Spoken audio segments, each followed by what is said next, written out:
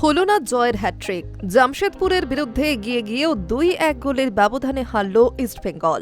প্রাক্তনী Mahi Talal Messi বাউলিদের দাপটে ঘরের মাঠে পরাস্ত হল অস্কার ব্রুজোর দল। জামশেদপুরের হয়ে গোল করেন স্টিফেন এজে ও রেই তেচিকাওয়া। ইস্টবেঙ্গলের হয়ে একমাত্র গোল এডমুন্ড লাল রিন্ডিকা। এগিয়ে গিয়েও ম্যাচের রাশ হাতছাড়া করার রোগ বদলালো না আনোয়ারদের। ডিফেন্সে ফাঁক ফোকর ও গাঁছাড়া মানসিকতায় ফের ভুগল ইস্টবেঙ্গল।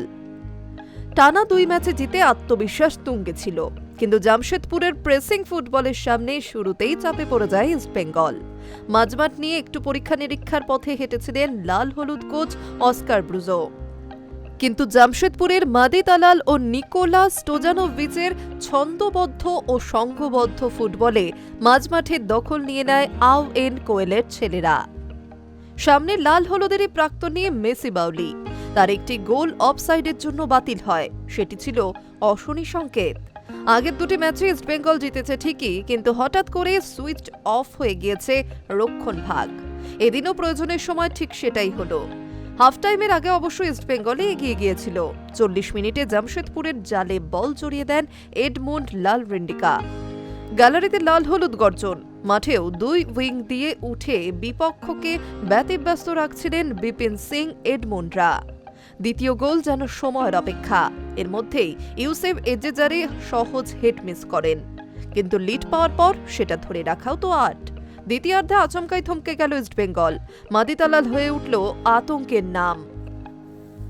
স্টিজেন এজে শুধু রক্ষণ সামলালেন না, কর্নার পেলেই তার বিরাট চেহারা আনোয়ারদের জন্য বিপদ হয়ে দেখা দিচ্ছিলেন। সেটাই হলো 60 মিনিটে। নিকোলার কর্নার থেকে কার্যত ফাঁকা গোলে হেড করে চলে যান এজে। আচমকা স্কোরলাইন সমান হয়ে যাওয়ায় অনর্থক চাপ নিলেন অস্কার, আর এমন কিছু পরিবর্তন করলেন যা দুর্বোধ্য। এদিনে অভিষেক হওয়া অ্যান্টনকে সেভাবে খুঁজেই পাওয়া গেল না।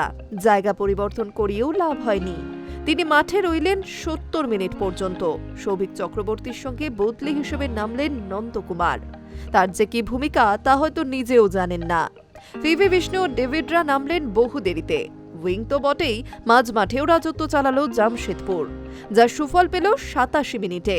মাদি তালালের একটা অসাধারণ ব্যাক হিল আর সেখান থেকে দুরন্ত শটে রেই তাচিকাওয়ার গোলে পিছিয়ে পড়ল ইস্টবেঙ্গল। তারপর মিগুয়েলরা বহু চেষ্টা করেও গোলের দেখা পাননি।